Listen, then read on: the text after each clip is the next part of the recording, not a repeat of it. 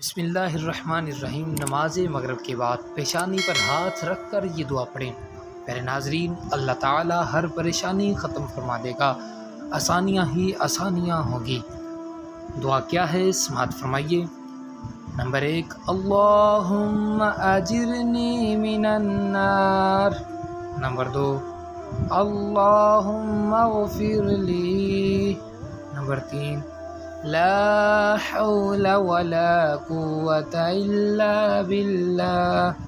Number 4، سبحان اللہ وبحمدہ، سبحان اللہ العظیم۔